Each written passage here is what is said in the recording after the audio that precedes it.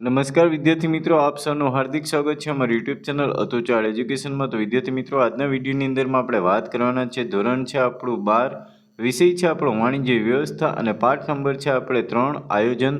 તો આયોજનની અંદરમાં તમારે બોર્ડની પરીક્ષામાં કેવા મોસ્ટ આઈએમપી પ્રશ્ન પૂછાઈ શકે તેના વિશે આપણે આજના વિડીયોની અંદરમાં ચર્ચા કરવાના છે। તો વિભાગ એ અને વિભાગ બીની અંદરમાં તમને કેવા પ્રકારના પ્રશ્ન પૂછાશે તેના વિશે આપણે ચર્ચા કરીશું। તો ચર્ચાને આગળ વધારતા પહેલાં વિદ્યાર્થી મિત્રો, જો તમે અમારી ચેનલ ઉપર નવા હોવ તો પ્લીઝ ચેનલને સબસ્ક્રાઈબ કરી લેજો અને બાજુનું બેલ આઇકન પ્રેસ કરી લેજો, જેથી કરીને આવા લેટેસ્ટ વિડીયોના નોટિફિકેશન તમને મળતા રહેશે। અને હા વિદ્યાર્થી મિત્રો, વિડીયો ગમે તો પ્લીઝ લાઇક કરી દેજો। તો ચાલો, એ પહેલો પ્રશ્ન છે કે આયોજનની પ્રક્રિયાનો અંતિમ તબક્કો કયો છે? તો ઓપ્શન એ છે યોજનાનું મૂલ્યાંકન કરવું, ઓપ્શન બી છે યોજનાની ચકાસણી કરવી, ઓપ્શન સી છે યોજનાની ચોક્કસ યોજના સ્વીકારવી અને ઓપ્શન ડી છે વિકલ્પોની વિચારણા કરવી। તો યાદ રાખજો કે આયોજનની પ્રક્રિયાનો અંતિમ તબક્કો કયો છે, તેનો જવાબ આવશે યોજનાનું મૂલ્યાંકન કરવું। પ્રશ્ન નંબર 2 છે કે એકમનું ધ્યેય નક્કી કરતી કઈ યોજના છે? તો અહીંયા આપણે એકમનું ધ્યેય નક્કી કરતી યોજના કઈ છે? ઓપ્શન એ છે વ્યૂહાત્મક યોજના, ઓપ્શન બી છે એક ઉપયોગી યોજના, ઓપ્શન સી કાયમી યોજના અને ઓપ્શન ડી સુનિયોજિત યોજના। તેનો જવાબ આવશે આપણો ઓપ્શન એ વ્યૂહાત્મક યોજના। ત્યાર પછીના પ્રશ્નની વાત કરીએ, પ્રશ્ન નંબર 3, સફળ આયોજન માટેની પૂર્વ શરત કઈ છે? તો ઓપ્શન એ છે સમયની લાંબી મુદત, ઓપ્શન બી સમયની ઓછી મુદત, ઓપ્શન સી વ્યવસ્થા તંત્ર અને ઓપ્શન ડી છે પરિવર્તનશીલતા। તો યાદ રાખજો કે સફળ આયોજનની પૂર્વ શરત શું છે? તેનો જવાબ આવશે આપણો ઓપ્શન ડી પરિવર્તનશીલતા। ચોથો પ્રશ્ન છે કે આયોજનનું કાર્ય એટલે ખાલી જગ્યા।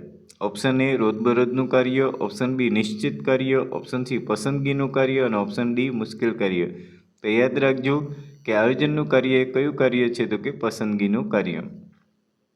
પ્રશ્ન નંબર 5, વિશિષ્ટ હેતુઓની સિદ્ધિ માટે કઈ યોજના તૈયાર કરવામાં આવે છે? ઓપ્શન એ વ્યૂહાત્મક યોજના, ઓપ્શન બી કાયમી યોજના, ઓપ્શન સી કાર્યકારી યોજના અને ઓપ્શન ડી એક ઉપયોગી યોજના। તો યાદ રાખજો કે વિશિષ્ટ હેતુની સિદ્ધિ માટે કઈ યોજના તૈયાર કરવામાં આવે છે? તેનો જવાબ આવશે આપણો ઓપ્શન ડી એક ઉપયોગી યોજના। ત્યાર પછીના આપણે પ્રશ્ન વિભાગ બીની અંદરમાં પ્રશ્ન જે મોસ્ટ આઈએમપી છે તેના વિશે જોઈએ। તો છઠ્ઠો પ્રશ્ન છે કે જુઓ અને આગળ વધોનો સિદ્ધાંત ક્યારે અપનાવાય છે?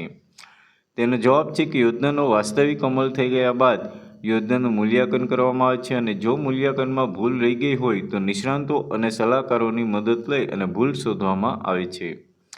આયોજન એ સતત ચાલતી પ્રક્રિયા છે। જ્યારે આપણે તબક્કાવાર આગળ વધીએ ત્યારે જુઓ અને આગળ વધો લુક એન્ડ લીપનો સિદ્ધાંત અપનાવાય છે। સાતમો પ્રશ્ન છે કે અંદાજપત્રના પ્રકારો જણાવો। તો જવાબ છે એનો મૂડી ખર્ચ અંદાજપત્ર, ઉત્પાદન અંદાજપત્ર, ઉત્પાદન ખર્ચ અંદાજપત્ર, વેચાણ અંદાજપત્ર, રોકાણ અંદાજપત્ર અને અંદાજ પ્રકારના આ પ્રકારો છે। આઠમો પ્રશ્ન છે કે એકમનું ધ્યેય નક્કી કરતી યોજના કઈ છે? તો જવાબ છે કે એકમ જીવનનું ધ્યેય નક્કી કરતી યોજના વ્યૂહાત્મક યોજના છે। ત્યાર પછીના પ્રશ્નની વાત કરીએ, પ્રશ્ન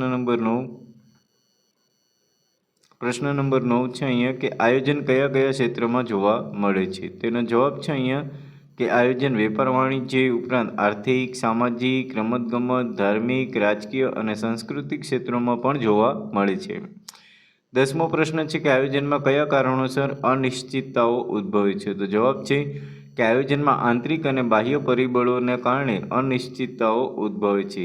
જે આંતરિક પરિબળો તરીકે ધ્યેય, નિર્ણયો અને વ્યવસ્થા, દોરવણી, કર્મચારી વગેરે અને બાહ્યમાં આપણે ભૂકંપ, વાવાઝોડું, અતિવૃષ્ટિ, અનાવૃષ્ટિ, સરકાર નીતિ, બજાર પરિસ્થિતિ વગેરે જેવી અનિશ્ચિતતાઓનો આપણે અહીંયા સામનો કરવો પડે છે।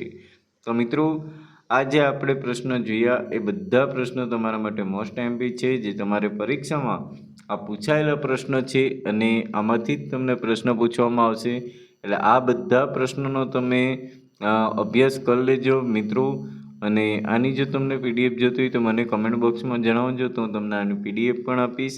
અને હા મિત્રો, આવી રીતના તૈયારી કરશો તો ચોક્કસપણે તમે આમાં સારા એવા માર્ક્સ મેળવી શકશો। તો આશા રાખીએ છીએ કે તમને વિડીયો ગમ્યો હશે વિડીયો ગમ્યો હોય તો પ્લીઝ લાઇક કરી દેજો અને હજી સુધી પણ જો તમે અમારી યુટ્યુબ ચેનલને સબસ્ક્રાઈબ ન કર્યું પ્લીઝ સબસ્ક્રાઈબ કરી દેજો અને બાજુનું બેલ આઇકન પ્રેસ કરી દેજો જેથી કરીને લેટેસ્ટ વિડીયોના નોટિફિકેશન મને મળતા રહેશે અને આ મિત્રો તમારા ફ્રેન્ડ સુધી શેર કરી દેજો. તો ફરી મળીશું નવા વિડીયો સાથે. દરેક મિત્રોને જય હિન્દ, જય ભારત.